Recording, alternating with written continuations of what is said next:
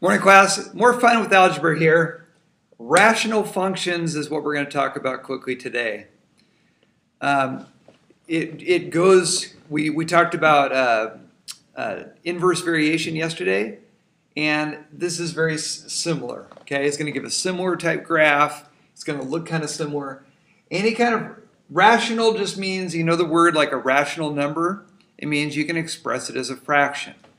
So at the very beginning, they give you an example of what a rational function would look like.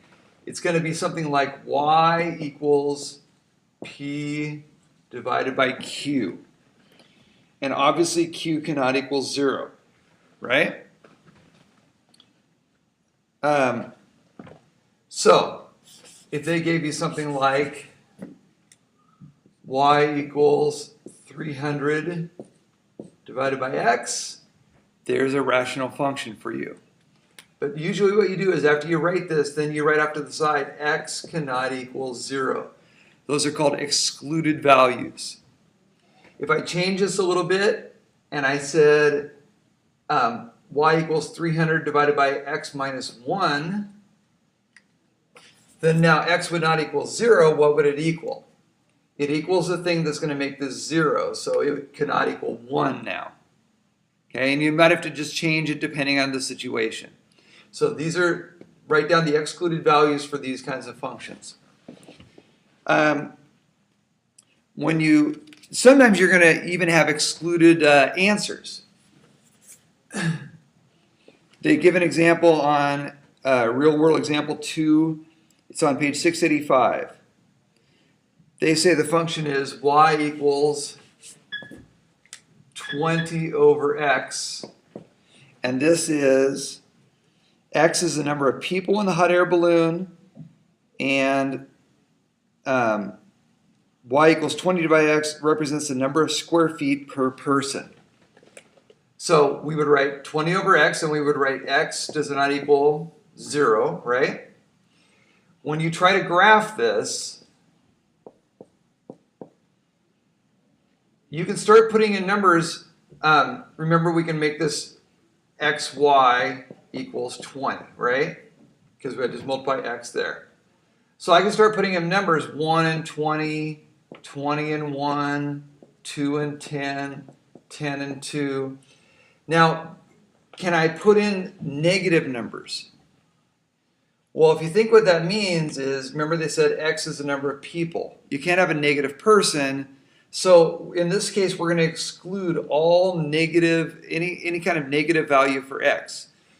And if you go on and graph this, you'll see that all rational functions like this that are expressed like this are going to be, they're going to look like this, just like we did for inverse variation. This particular one, though, all these are going to be gone because there's no negative x's. Okay, we can't do that. So when you graph it, it's going to look more like this. These are called hyperbolas. They show you just a quick graph of it on page 684 there, little square on the right at the top. So usually it'll look kind of like this. Now if you notice, there's going to be a point where they both get close to, but they never touch, going vertically and also going horizontally. So they will approach this, they'll get closer and closer and closer, but they'll never touch it. Those are called asymptotes. Be careful, you don't want to swear in class. Make sure you enunciate clearly, asymptotes. The way you find the asymptotes, if they express an equation, let me get rid of this one, sorry. They do it on the bottom of page 685. They say if the equation looks like y equals a over x minus b plus c. So if you have something in the form like that, the way you find the asymptote is the horizontal one is going to be y equals c.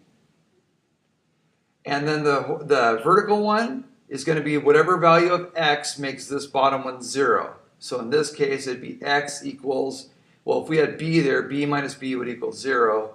So that's what it would be there. Let's do a real life one.